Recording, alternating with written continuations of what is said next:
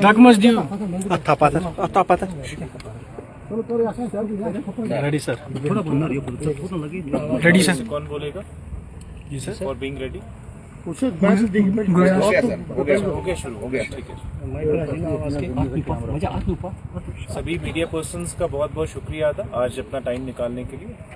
आज हमारी एक स्पेशल प्रेस कॉन्फ्रेंस हम कर रहे हैं with regard to a breakthrough in a very heinous gang rape case जो बारामूला पुलिस ने ही डिस्कवर किया है एंड उसके ऊपर इन्वेस्टिगेशन शुरू किया है। इसकी डिटेल्स यूँ है कि हमें 25 जुलाई को एक 21 साल की लड़की आती है, उसका हम नाम नहीं लेंगे because she is a victim. वो हम पुलिस स्टेशन बारामूला को अप्रोच करती है कि 3 जुलाई के रोज़ वो और उसका एक दोस्त जलशीरी द्रंगबल के एरिया में आउटिंग के लिए आए थे। वहाँ पे जब वो प्रेजेंट थे तो वहाँ पे 2 अननोन पर्सन्स उनको अप्रोच करते हैं, उनको हैरेस करना शुरू कर देते हैं, उनका वीडियो लेना शुरू कर देते हैं। उसके बाद में ये दोनों लड़के उस कपल को मारते हैं, पीटते हैं और जो लड़का है उसको वहाँ से भगा देते हैं। उसको भगाने के बाद वो उस लड़की को रिस्ट्रेन करते हैं, उसको असॉल्ट करते हैं, उसके कपड़े उतारते हैं एंड उसका एक एक करके रेप करते हैं। ये करते वक्त उन्होंने ये सारा इंसिडेंट अपने फ़ोन के ऊपर भी रिकॉर्ड किया, उसका वीडियो बनाया। ऑफेंस कमिट करने के बाद ये दोनों एक्यूज्ड वहाँ से भाग जाते हैं। कंप्लेनेंट ने हमें सिर्फ इतना बताया कि जब ये इंसिडेंट हुआ है तो एक्यूज्ड एक दूसरे को शाकिर और अशरफ नाम से एड्रेस कर रहे थे। इस कंप्लेंट को रिसीव करने के बाद पुलिस स्टेशन बारामूला में एक एफआईआर रजिस्टर किया गया। जो बारामूला में एफआईआर है उसका नंबर है 112/2026 एंड इसकी इन्वेस्टिगेशन पीएसआई मीनाक्षी जी जो हमारे राइट में बैठे हैं इनको इंटरेस्ट की गई है। इस प्रेस कॉन्फ्रेंस का जो अगला पार्ट है that I will request DSP headquarter साहब to kindly brief the media. तकरीबन ये इसमें 22 दिन के गैप के बाद लड़की बड़ी हिम्मत जुटा के हमारे पास आई और उसने एक तहरीरी शिकायत हमारे पास दर्ज की जिसमें रजिस्ट्रेशन समय बता दिया। उसके बाद हमारी पीएसआई है मीनाक्षी केस की सेंसिटिविटी को देखते हुए एक वुमेन को ही इसमें इन्वेस्टिगेटिंग ऑफिसर हमने रखा गया और उसके बाद हमने हमारे लिए चैलेंज ये था कि हम पता करें कि ये थोड़ा सा लाउड है आवाज़ नहीं आई। इसमें हमें ये पता करना था कि हमारे अक्यूज जो हैं जिनके खाली नाम ही थे उनकी बाकी चीज़ें पता नहीं थी, ये पता करना हमारे लिए एक चैलेंज था। उसके बाद हमने टेक्निकल और प्लस ह्यूमन इलाके में पूछताछ करनी शुरू की। फिर दौरान पूछताछ हमें पता चला कि इलाके में कुछ 2-3 लोग ऐसे हमें मिल गए जिन्होंने हमें इसमें गवाही भी दी कि इन्होंने ये एक्ट करने के बाद कुछ लोगों को वीडियोग्राफ भी दिखाया था। तो उनकी मदद से फिर हम फाइनली इनकी पहचान कर पाए और इन दोनों बंदों को हमने इनके घर से ही कल गिरफ्तार किया है।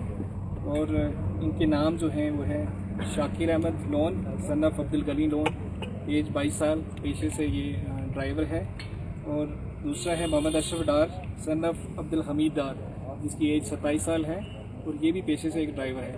तो इसमें जो अशरफ है उसके शादीशुदा भी है और 2 बच्चे भी हैं। Rest of the part SHO साहब हैं जो दोनों एक्यूज के बारे में थोड़ी और डिटेल्स बताएंगे। ये जो 2 एक्यूज इस केस में मतलब इस पाए गए उनको गिरफ्तार भी किया गया, जिनके नाम अभी जाहिर भी हुए हैं। शाकिर अहमद लोन वल्द अब्दुल गनी लोन जो जलशीरी का है और उनका जो दूसरा दोस्त है मोहम्मद अशरफ डार सन ऑफ अब्दुल हमीद डार, वो भी जलशीरी के हैं। तो मोहम्मद अशरफ डार 27 साल का है, उसने 7वीं तक पढ़ा है, जबकि शाकिर जेसीबी का एक ड्राइवर है वो भी 6ठी पास है। क्योंकि ये दोनों दोस्त हैं, जिस दिन का ये वाक़ा है वो जुम्मा का दिन था। जुम्मा के दिन चूँकि ये काम को नहीं जाते हैं तो नमाज से पहले ये वहाँ पर बैठे थे। तो उन्होंने जब देखा कि लड़का और लड़की ऊपर चले गए हैं तो ये बिल्कुल वो ताक लगा के ऊपर गए। बाकी जो ऑलरेडी ब्रीफ हुआ है कि वहाँ पर इन्होंने इस लड़की के साथ जिनसी ज़्यादती की एक करके पहले एक ने की, उसके बाद दूसरे ने की और वीडियोग्राफी की। तो जम्मू कश्मीर पुलिस बारामूला ने इसमें ठीक ठाक पिछले 2 दिन में ही इस केस को क्रैक किया और दोनों मुलजमान को गिरफ्तार किया। एसपी साहब Further इसमें briefing is to be done by PSI Meenakshi with regard to investigation. आप पहले इनका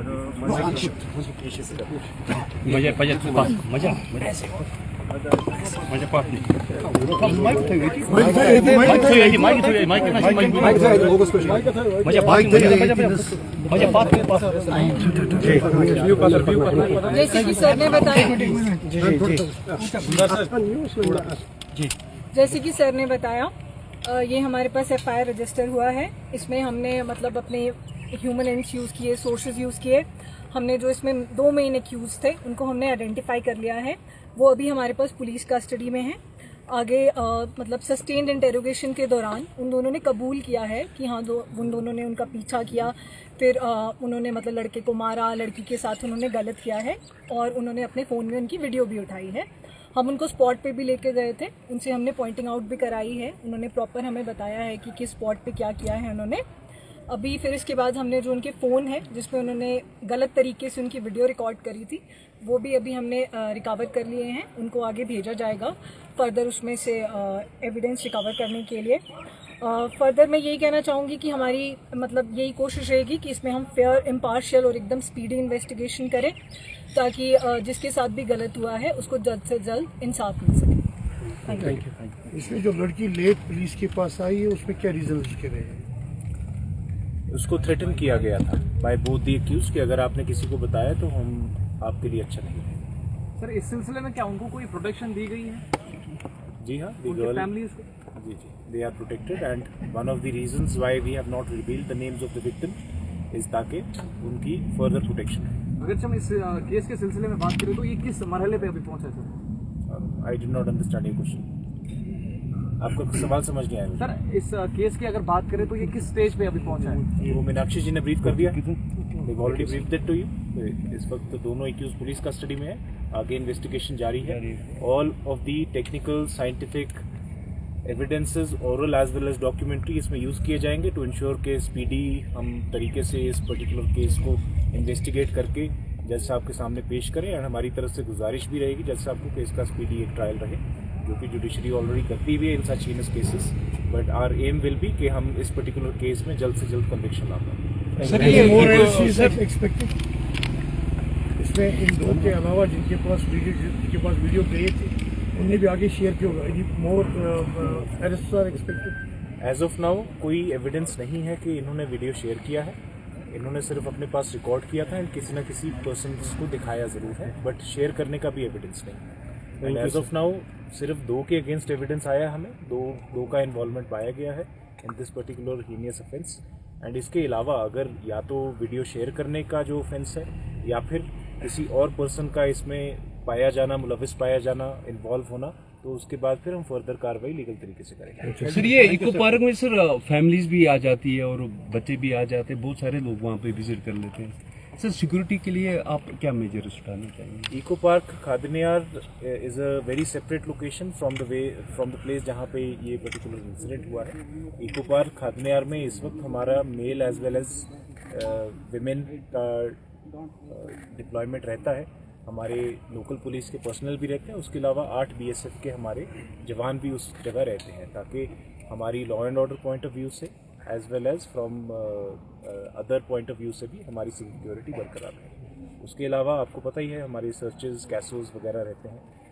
हमारे बारामूला पुलिस के इन्वॉल्वमेंट के बाद उस पर्टिकुलर पार्क के अंदर अबाउट 10 कैमराज भी लगा दिए गए हैं एंड वो 30 दिन की स्टोरेज के साथ वहाँ रहते हैं। अगर किसी को कभी कुछ इशू रहता भी है तो we can always recover objective evidence from it. ये सारे प्रावधान तकरीबन हमने 1 साल पहले पुट इन प्लेस किए हैं। जो इन्हांस्ड डिप्लॉयमेंट है BSF के 8 एडिशनल लोगों की, 8 से 10 एडिशनल लोगों की एक सेक्शन की, वो पिछले 2 महीने से हो रही है। बट उससे पहले जो लोकल पुलिस का प्रेजेंस है या CCTV कैमरास है वो 1 साल से चल रहा है। Thank you.